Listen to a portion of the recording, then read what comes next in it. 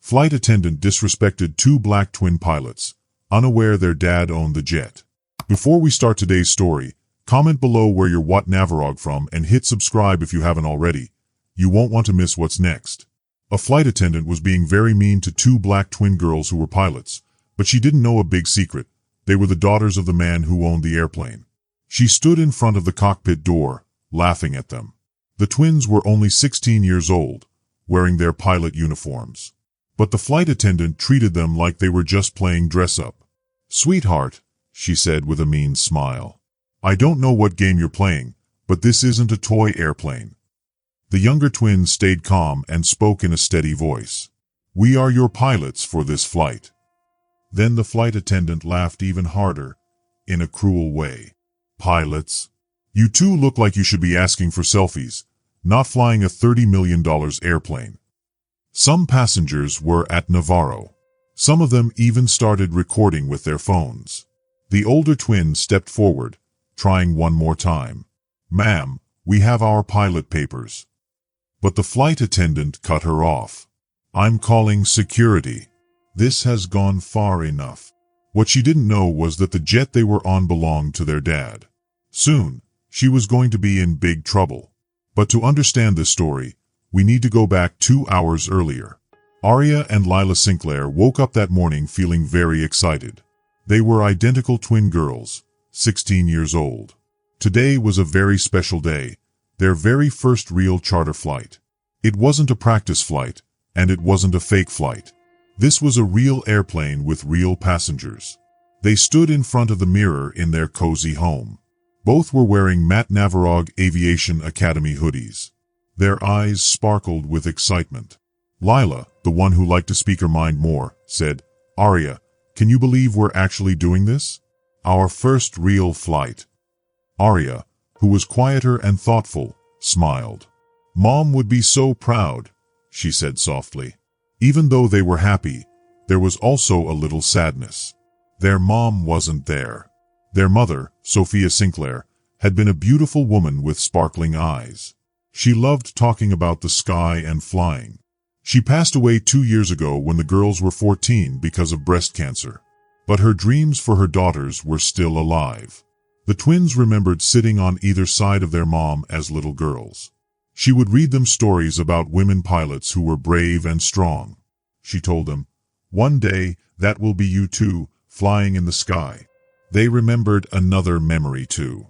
Their first flight lesson when they were 12. Their mom stood on the tarmac, tears in her eyes, holding her hands together as they climbed into a small training plane. When they landed, she hugged them so tight they could barely breathe. "You were born to fly," she whispered. Now, at 16, they were the youngest certified pilots in their whole state. They had flown over 800 hours each. They passed every test and challenge the FAA gave them. And they did all of this while missing their mom, helping their dad, and proving that being young doesn't mean you can't do big things.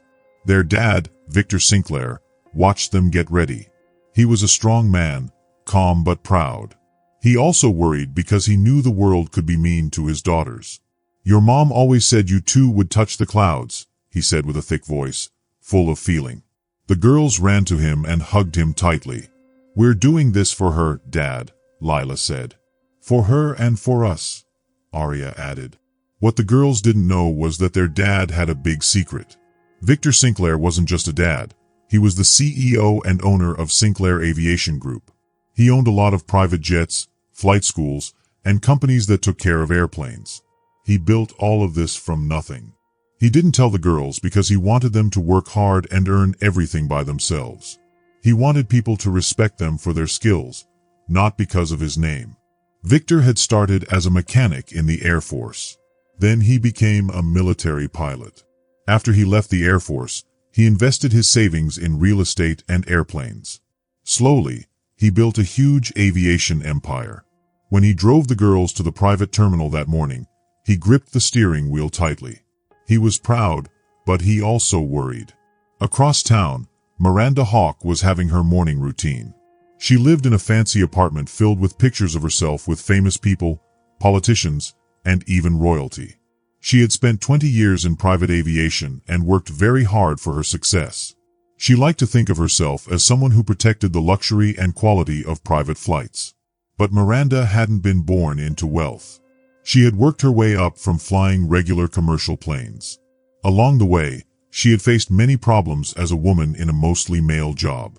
She had to fight for every promotion. Now, her hard work had made her forget what it felt like to be doubted. She became someone who often judged others instead of helping them. That morning, she was in a coffee shop talking to a colleague. "These charter companies are hiring anyone now," she said, shaking her head. Her colleague looked confused. "What do you mean?" Miranda pressed her lips together and said, "You know what I mean. Image matters in this business. Our clients have expectations." She checked the passenger list for today's flight. High-profile tech people were flying to Aspen. She needed everything to be perfect. Then she saw the pilots' names, Captain I. Sinclair and First Officer G. Sinclair. She smiled, thinking they must be white men she had seen last month. She didn't look further. Her mistake was about to cause a huge problem. When Arya and Lila arrived at the private hangar, they were serious and professional. Their uniforms were neat, their hair tidy. The ground crew greeted them warmly. "Morning, captains," they said. The twins felt proud every time someone called them that. They worked hard to earn the title. They carefully checked the airplane before the flight, looking at every system, gauge, and button. This was a Gulfstream G650, one of the most advanced private jets in the world, worth $30 million. They treated it with respect. Then Miranda arrived. She saw two young black girls near the airplane. Her brain immediately decided they couldn't be the pilots. They must be passengers, interns, or just someone's daughters waiting to board. She walked up with a friendly smile that was actually full of condescension. "Sweethearts, passenger boarding is in 20 minutes. You'll need to wait in the lounge." Lila replied clearly and professionally, "We are not passengers. We are Captain Lila Sinclair and First Officer Arya Sinclair." Miranda froze. She couldn't believe what she was hearing. "I'm sorry, what?" she asked. Arya showed her pilot papers, FAA licenses, and certifications. Everything was real and correct. Miranda held the papers like she thought they were fake. "This must be a mistake." "There's no way," she said, realizing how rude that sounded. "You both look so young." "We're 16, Lila said calmly. "We are the youngest certified pilots in the state." Miranda couldn't believe it. 16, flying a Gulfstream? Arya stayed calm. "We've logged over 800 flight hours each. We passed all FAA certifications, and then some." But Miranda didn't want to accept it. She pulled out her phone. "I need to check with operations," she said, walking away, looking panicked. She called Thomas Ryder, the operations manager. "Thomas, there are two teenage girls here claiming to be our pilots," she said quickly. Thomas sounded confused. "The Sinclair twins?" "Yes, they're scheduled for Flight 847, Miranda replied. "You can't be serious." "They're children," Miranda said. Thomas interrupted her. "They're fully certified, Miranda. They're exceptional pilots. The youngest in the program." Miranda was furious. "This is a liability nightmare. Our clients expect—" Thomas cut her off. "Our clients expect safe, professional flights. The Sinclair twins can do that. Are you having a problem or are you just uncomfortable?" Miranda hung up, face red and embarrassed. She had been overruled, but she didn't want to give up. Passengers started arriving. Miranda tried to be charming and polite, but she kept looking nervously at the twins. Her passive-aggressive comments started right away. "Well, this will certainly be an interesting flight," she said. One passenger, Margaret, saw the twins and her face lit up. "Oh my goodness, they're so young. How inspiring." Miranda smiled, but it was tight and forced. She didn't like it. Adrian, another passenger, went to the twins. "You two are the pilots? That's incredible." Lila shook his hand. "We're honored to fly you today, sir. But Miranda couldn't help herself. "I'm sure they'll do their best. They're still very early in their careers," she said, trying to sound polite but really being rude. Aria's jaw tightened. She stayed professional. Her dad had taught her that professionalism was like armor. It protected you. After passengers were settled, the twins went to the cockpit to start the flight. But Miranda followed them. She stood in the cockpit doorway, blocking the way. "I need to watch your pre-flight procedures," she said. "For safety." Lila looked confused and frustrated. "Ma'am, that's not normal for charter flights," Miranda said coldly. "It is when I say it is. This is my cabin." She started asking silly, condescending questions like, "Do you know what this switch does? What about this gauge?" Aria answered every question perfectly, but Miranda said, "Lucky guesses." Lila was getting annoyed. "Ma'am, we really need to focus on our checklist." Miranda snapped, "Don't take that tone with me, young lady." She was treating them like children pretending to be pilots. Then she did something worse. She went into the cabin and made an announcement loud enough for everyone to hear. "Ladies and gentlemen, please note we have very unique pilots today. I'll be monitoring the flight closely for your safety." The passengers looked confused. The twins exchanged a quick glance, but they stayed calm. They had been trained for situations like this. Lila whispered to Aria, "Let's show her what real pilots can do." Aria nodded. They began their pre-flight checks quickly and perfectly. Every switch, every gauge, every button, they knew it all. Miranda tried to interrupt, but the twins didn't lose focus. Every time she asked a question, they answered confidently and correctly. Passengers started to notice. Some of them whispered to each other, "Wow, these girls really know what they're doing." Others took out their phones to record. Miranda's face turned red. She couldn't believe it. Adrian leaned over and whispered something to his wife. It was a little strange. In the cockpit, the twin sisters, Aria and Lila, heard everything. They looked at each other with sad faces, even though they tried to hide it. Aria whispered to her sister, her voice shaking a little, "Just breathe. We know what we're doing." Lila's eyes were shiny with tears, but she nodded. They finished checking the plane carefully. Every button, switch, and gauge had to be right. They asked the tower for permission to taxi down the runway. Their fingers moved confidently over the controls, even though their hearts were beating fast. They wanted to show everyone that they could fly perfectly.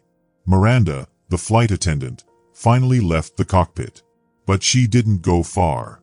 She stayed near the door so she could watch the twins through the window. Even the people working on the ground could see the tension. One mechanic caught Aria's eye through the window and shook his head in sympathy, as if to say, "I see what's happening, and it isn't fair." If you are feeling worried for the twins right now, or cheering for them, this is the moment the story gets exciting. But first, think for a moment. Have you ever been doubted because of how you look? Have you ever had to work extra hard just to show people you're good at something? That is exactly what Aria and Lila have had to deal with their whole lives. The plane took off perfectly. Smooth, steady, like a bird lifting off the ground. The Gulf Stream rose into the sky so gracefully that the passengers barely felt it. Aria and Lila smiled a little to themselves. This is exactly what they were trained for. The passengers leaned back in their seats, impressed by how calm and smooth the takeoff had been. Margaret, one of the passengers, looked at her husband with wide eyes. "Wow," she said. "That was the smoothest takeoff I've ever experienced on a private jet." Miranda, standing in the galley, forced a small smile. "Beginner's luck," she muttered quietly. She wanted everyone to think that the twins were not skilled pilots. But Felix Navarro, another passenger, frowned. "That looked like expert skill to me," he said. Miranda turned away quickly, not wanting to admit the truth. It was becoming obvious to everyone that the twins were amazing pilots. They knew exactly what they were doing, even at only 16 years old.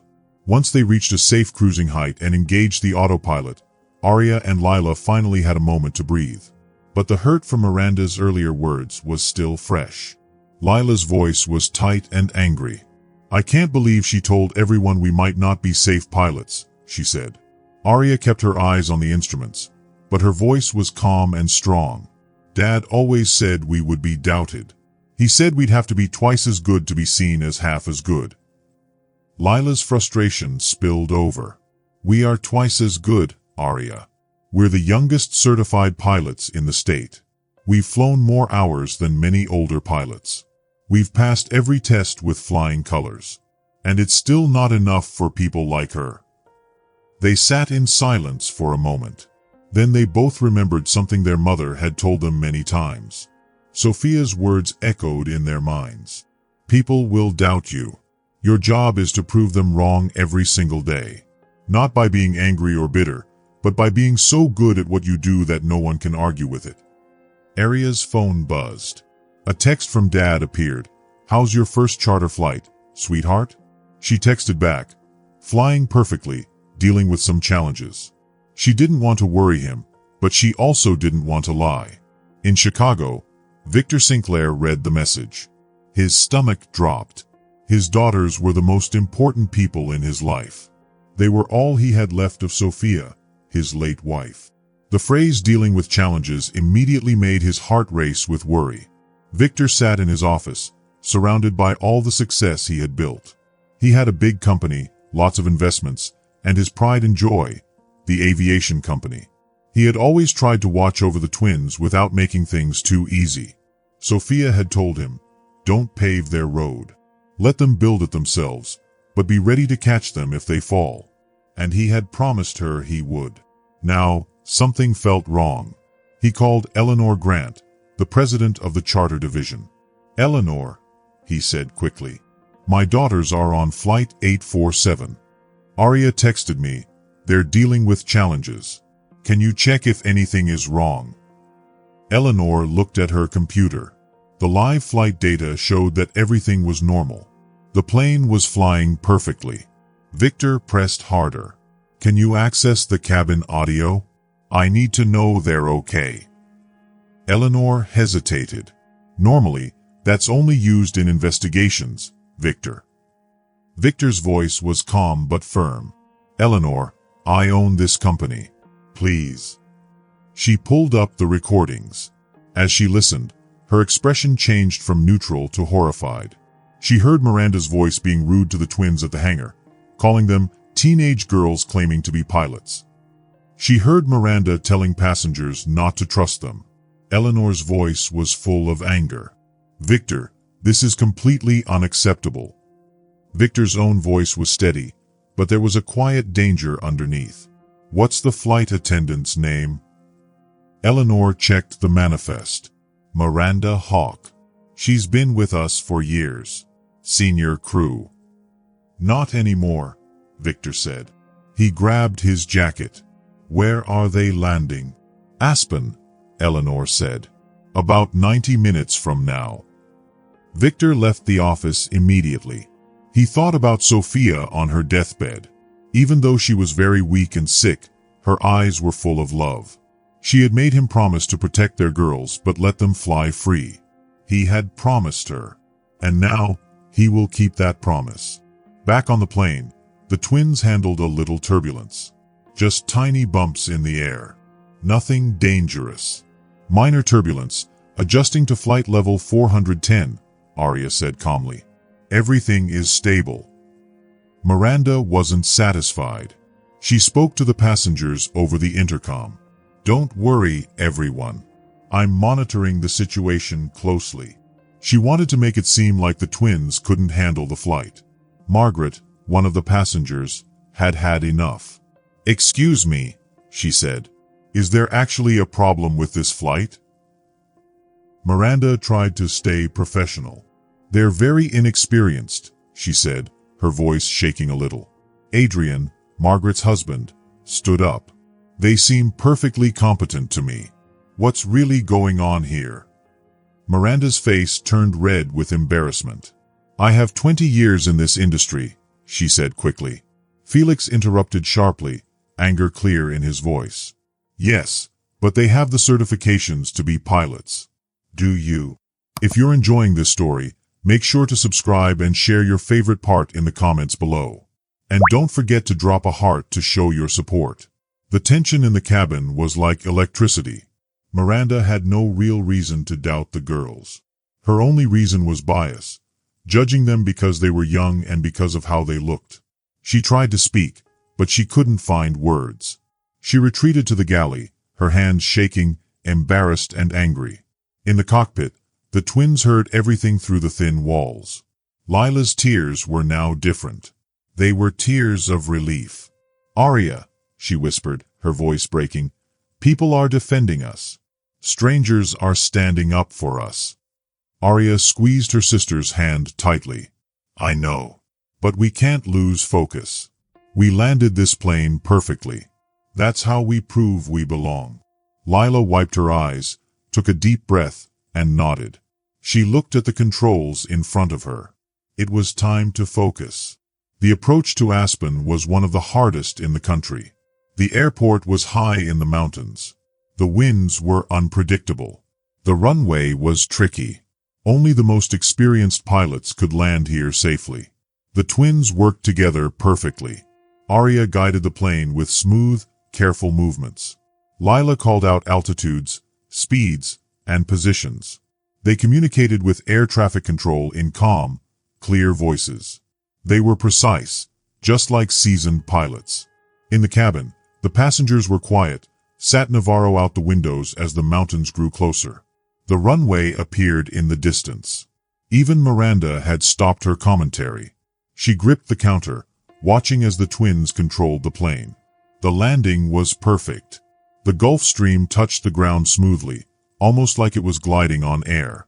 The passengers barely felt it. The air traffic controller even said, "Beautiful approach, Flight 847. Welcome to Aspen." Everyone in the cabin clapped. Margaret hugged the twins. "You were amazing. Truly amazing." Adrian shook their hands.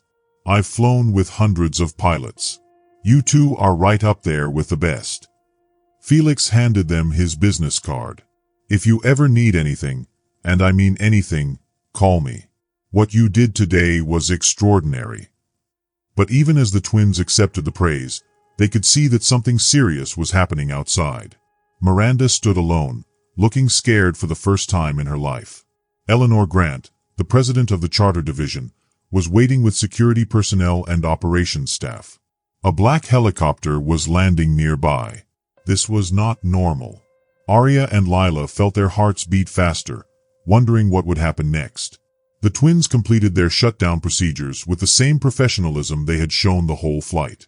Every switch was turned off, every system was secured, every document filled out. They opened the cockpit door and stepped into the cabin. The passengers immediately surrounded them, smiling and hugging them. Margaret said again, "You were amazing." Adrian shook their hands, his grip firm and respectful. "I've flown with some of the best pilots in the world, and you two are right up there with them." Felix handed them his business card. "If you ever need help, call me. Today, what you did was extraordinary." The twins looked out the window and saw Miranda standing apart from everyone. For the first time, she looked genuinely frightened. She knew that something very serious was about to happen. The twins felt a mix of relief and anticipation. They had proved their skill. They had shown courage. They had faced prejudice and doubt and overcome it with excellence. And now, they would face whatever came next, confident that they belonged in that cockpit. Eleanor Grant stepped onto the airplane, and everyone noticed her right away. She was a woman in her 50s, dressed very neatly, like she had just walked out of a picture. Her clothes were perfectly ironed, and her shoes were shiny. She had an air about her that said, "I am in charge." People moved aside as she walked through the cabin. She didn't need to say anything. Her presence alone made people stop and look. "Miss Hawke," Eleanor said, her voice serious, clear, and a little cold. "Please come with me." Miranda's stomach tightened. Her confidence, which had been shaky before, disappeared completely. "Of course, Ms. Grant," she said, her voice trembling just a little. She knew that the president of the airline didn't usually meet flights unless something very serious had happened. She felt like a small child being called out in front of the whole class. Just then, a helicopter landed nearby, its blade spinning and kicking up a lot of dust. From the helicopter, a man stepped out. It was Victor Sinclair, and he looked powerful and strong. He wore a perfectly tailored suit, and every movement he made said he was someone important. The twins, Lila and Aria, were sitting by the window and saw him through the glass. Their eyes went wide, and their mouths dropped open. "Dad!" Lila shouted, her voice high and full of shock. "What is he doing here?" Aria's mind was spinning. She didn't understand anything. Why was their dad at the airport? Why did he come in a helicopter? And why was Eleanor Grant, the president of the airline, here too? It was like a puzzle she couldn't solve. Miranda, standing near the airplane door, heard Lila shout. She whispered softly, "Dad," and her face went pale, like someone had poured ice water over her head. Victor didn't wait. He walked straight to the airplane and hugged his daughters tightly. "Are my girls okay?" he asked. You could hear the love and worry in his voice, and everyone around them could feel it. Aria, still confused, spoke up. "We're fine, but Dad, why are you here? What is going on?" Eleanor stepped forward. Her words landed like heavy stones in a pond. "Mr. Sinclair is the owner of Sinclair Aviation Group. He owns most of this whole company." The twins' mouths fell open at the same time. "What?" they said together, in perfect unison. Victor looked at his daughters with a soft, apologetic look. "I wanted to tell you differently. I wanted you to find out when you were ready. But I heard what happened on this flight, and I had to be here." Then Victor turned to Miranda.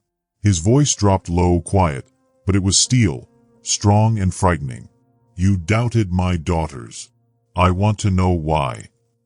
Miranda's hands trembled, and all her confidence was gone.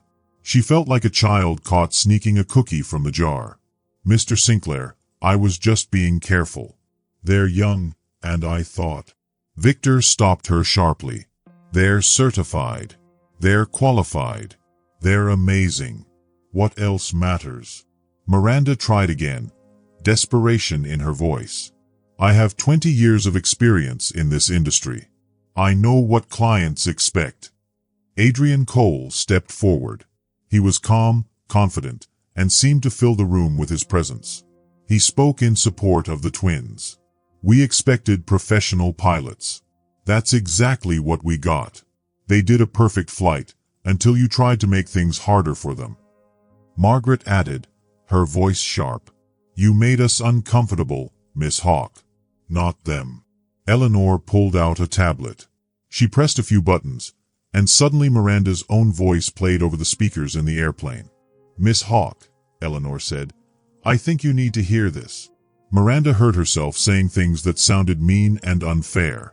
The greeting at the hangar. The phone call to operations. The questions in the cockpit. And finally, the announcement over the intercom. Each time, Miranda's face grew paler and paler. She could hear the tone of her voice, the way it sounded condescending, the way it made the twins' achievements seem small. I didn't mean it like that," Miranda whispered. "I was just..." But she couldn't finish the sentence. There was no way to explain. Victor's voice was quiet, but it carried through the cabin like thunder. "You were just what, Miss Hawk? Protecting rules? Or protecting your own unfair ideas?" Miranda looked around.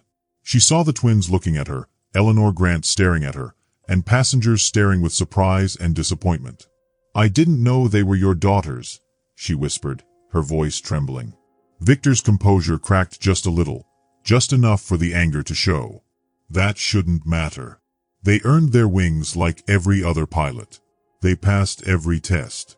They flew a perfect flight. Your behavior wasn't about their skills.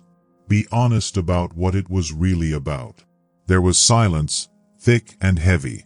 Miranda opened her mouth and closed it again. Finally, she whispered the truth. "They didn't look like what I expected pilots to look like." There it was. The unfair thought, out in the open. Victor nodded slowly.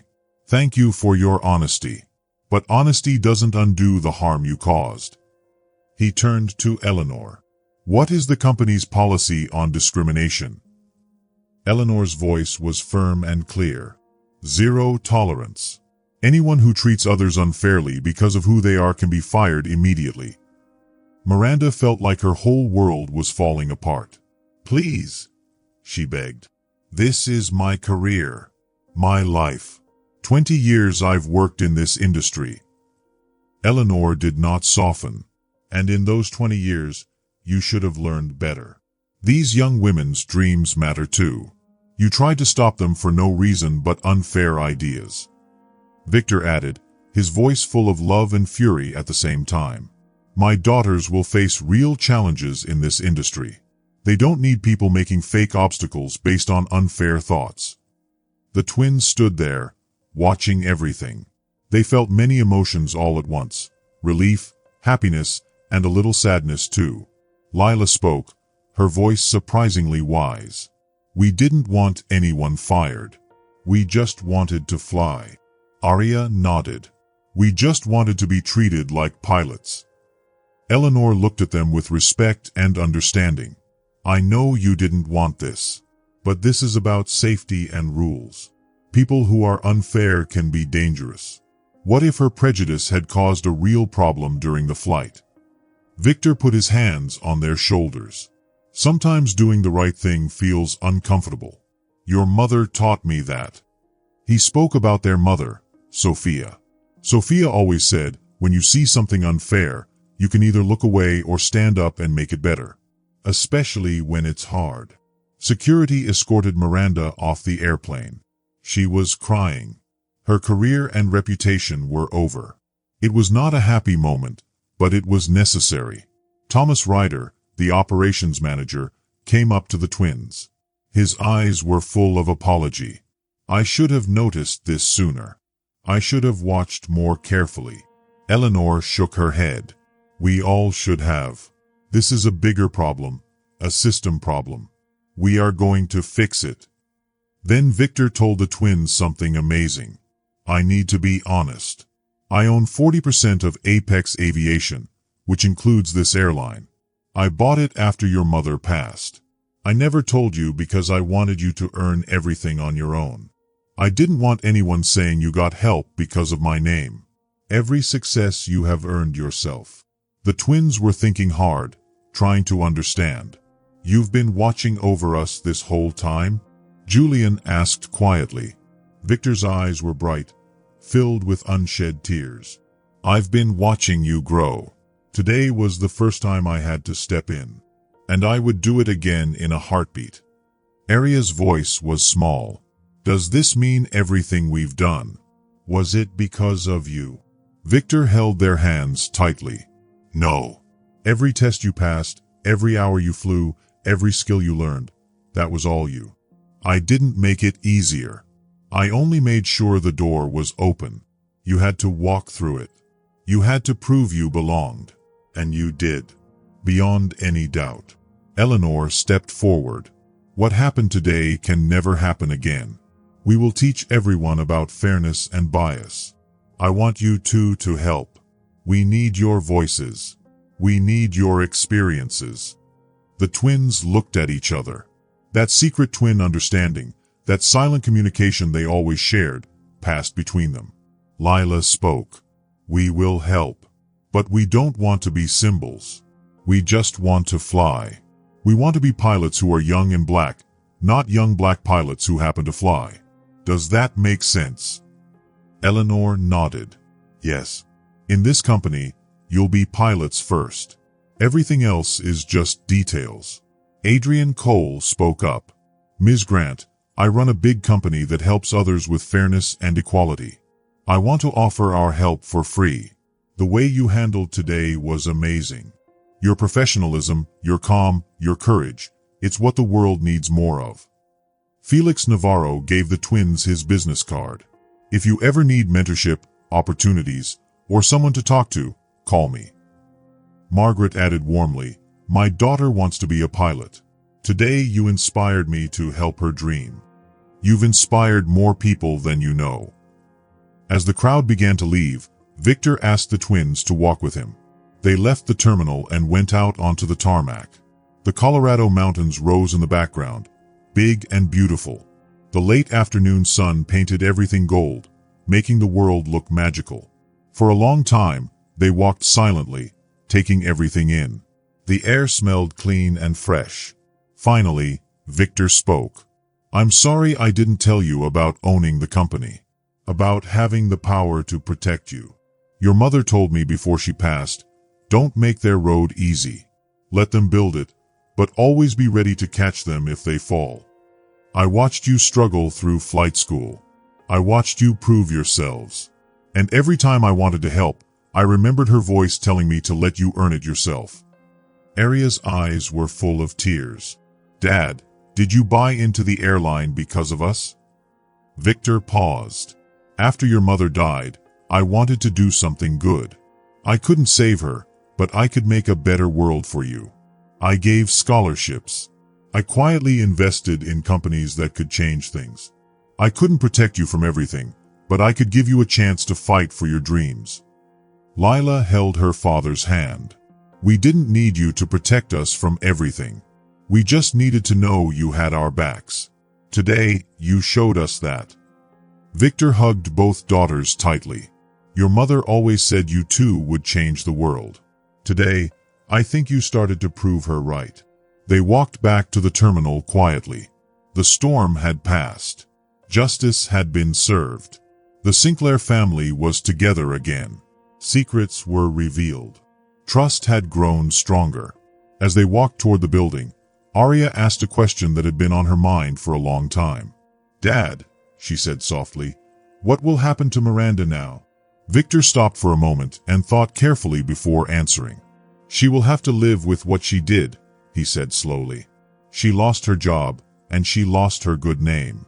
That is a heavy price, but it is also very important.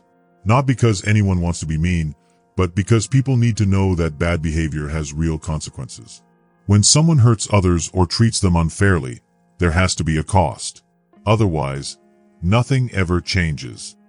Lila, walking beside her sister, added thoughtfully, "I almost feel sorry for her, almost." Aria nodded, thinking about it. "Me too. But then I think about what she tried to do to us. She tried to embarrass us in front of the passengers. She wanted them to think we weren't good at our jobs. If the passengers hadn't spoken up, if Dad hadn't stepped in, what would have happened? Would we have had to accept it? Would it have gone on our records? Would it have stopped us from getting chances in the future?" Victor stopped walking and looked at both of his daughters seriously. "That's exactly why consequences matter," he said. "Because for every one of you with a dad who can help, there are hundreds of young pilots who don't. For every problem that gets fixed, there are thousands that don't. The only way to make a change is to show that bad behavior won't be accepted anymore. If people see that being mean has no cost, then nothing ever changes. But when there are consequences, people start thinking twice." That evening, the three of them went to dinner at a quiet restaurant in Aspen. Just the Sinclairs. No business people, no cameras, no strangers what Navarog them. The restaurant was small and cozy, with warm lights and soft music playing in the background. It felt calm and safe, like a place where they could just be a family. Victor ordered his daughter's favorite meals. Aria got pasta with cheese, and Lila got chicken with rice. They talked about everything except what had happened that day. They talked about their mom, Sophia, and shared happy memories of her. They laughed as they remembered little things she used to do, like how she always made them wear Matt Navarog scarves when it snowed, even if they didn't want to. They talked about their dreams for the future. Lila said she wanted to fly big planes one day, the kind that could take people across oceans. Aria wanted to become a pilot instructor so she could teach others to fly safely and confidently. They also talked about funny little things, like Lila always leaving her flight bag messy, and Aria always keeping her charts perfectly organized. They laughed together in a way they hadn't laughed in a long time, not since their mom had passed away. When dessert arrived, Victor raised his glass of water. "To your mom," he said softly, "who told two little girls they could touch the clouds and gave them the courage to believe it. And to you too, who proved her right." The twins raised their glasses. To Mom, they said together. There was a quiet, comfortable silence. Then Victor added with a small smile, "You know what happens next, don't you?" The twins looked at him curiously. "What do you mean?" Lila asked. Victor smiled. "This is going to get out. People will hear about your story. You're going to become known for something more than just being young pilots." Lila groaned. "I don't want to be famous. I just want to fly." Victor nodded. "I know, sweetheart. But sometimes, what we do affects more people than we expect. The question is, what are you going to do with that chance if it comes?" Arya thought carefully. "If people want to hear our story," she said slowly, "maybe we can tell it to help other young people who don't look like the usual pilots. Maybe we can show them it's possible that they belong too." Lila added, "Maybe we can make sure what happened to us doesn't happen to the next young pilot who doesn't fit someone's narrow idea of what a pilot should look like." Victor looked at his daughters with so much pride that his eyes shone with tears. "Your mom would be so proud of you," he said. "Not just as pilots, but as people. You faced something unfair and stayed strong. You stood up for yourselves without being unkind. You showed grace even when you had every right to be angry. That is real strength, girls. Real strength." The next morning, just as Victor had predicted, Adrian's video started spreading everywhere.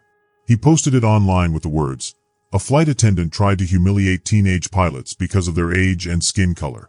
Their father owned the company. This is what unfairness looks like, and this is what consequences should look like." Within hours, millions of people had seen it. News stations talked about it. The hashtag Bennett Twins started trending all over social media. Messages poured in from all over the world. Young girls of color wrote, "You inspired me to become a pilot." The parents wrote, "Thank you for showing my daughter that she belongs in the cockpit." Other pilots and aviation workers wrote, "It's about time this behavior faced consequences." Some people didn't like it. Some said Miranda being fired was too harsh. Some said the twins got special treatment because their dad owned the company. But most people supported them, admired them, and called for change in the aviation world. 6 months later, Arya and Lila stood on a stage at the National Aviation Conference. Thousands of people filled the auditorium, all cheering and waiting to hear what they had to say. When the twins were introduced, the crowd stood up and clapped for almost 5 minutes. Arya and Lila held hands tightly, feeling strong because they always had each other. They looked out at the sea of faces and realized that people were really listening to them now. When the cheering finally stopped, Arya stepped forward and spoke. 6 months ago, my sister and I flew our first charter flight, she said. We were 16 years old, the youngest pilots in our state. We worked very hard for this chance. We had hundreds of hours of flying, and we passed every test. We proved we could do it. But when we showed up that day, people didn't see our skills. They looked at our age and our skin color. The audience listened quietly, hanging on every word. Lila spoke next, her voice strong and clear. What happened to us is not unique. It happens every day to people who look different from what others expect professionals to look like. The only reason our story got attention is because our dad could help. But what about everyone else who faces bias and doesn't have that support? Arya continued, That's why we're here today. Not to talk about what happened to us, but to make sure it doesn't keep happening to others. The twins showed a new program they helped create to stop unfair treatment, a scholarship fund their dad expanded in their mother's name, and a mentorship network connecting young pilots from underrepresented backgrounds with experienced pilots. They spoke with courage, honesty, and intelligence. The audience listened with wide eyes and open hearts. When they finished, the audience stood again and cheered even longer than before. The twins felt the excitement and hope in the room. They knew their story was making a difference. That night, back in their hotel, Arya and Lila video called their dad. He was sitting in their mom's favorite chair, which they had kept because it still smelled faintly of her perfume. Dad, the presentation went amazing, Lila said, her face glowing. Victor smiled. Eleanor called me. She said you two brought the house down. Arya leaned closer to the camera. Dad, so many people came up to us afterward. Young girls said they want to be pilots because of our story. Parents said their daughters finally saw themselves in this job. It was overwhelming. Victor's voice was soft. That's your mom's legacy living through you. She always said that seeing yourself in a role isn't enough. You have to believe that you belong there. There was a quiet pause. Then Victor said, I have something to show you too. He stood up and walked to a drawer. Your mom wrote this before she passed. She wrote one for each of you and one for me about you. She told me not to open it until you really started your journey as pilots. I think now is the right time. He opened the letter and began to read, his hands trembling slightly. My dearest Victor, if you are reading this, our girls have started to fly. Not just in training, but in the real world. I wish I could see it, but since I can't, I need you to tell them something. Tell them every challenge, every person who doubts them, every obstacle is a reason to keep going. The sky doesn't care about prejudice. It doesn't see color, gender, or age. It only sees skill, courage, and determination. Victor's voice shook as he continued. Tell them I will be with them in every takeoff, every landing, every rough moment, and every calm moment. I will be the wind under their wings, the calm in their storm, the voice in their heart saying, you can do this. You were born to do this. Lila whispered. She knew. She knew this would happen. She knew what we'd face. Victor nodded. Your mom understood the world better than most. She faced her own battles with unfairness, but she never let it make her bitter. She let it make her stronger. And she raised you to do the same. The following week, Arya and Lila were back in the cockpit, flying a normal route from Los Angeles to Seattle. Nothing special, just another flight, but it felt different now.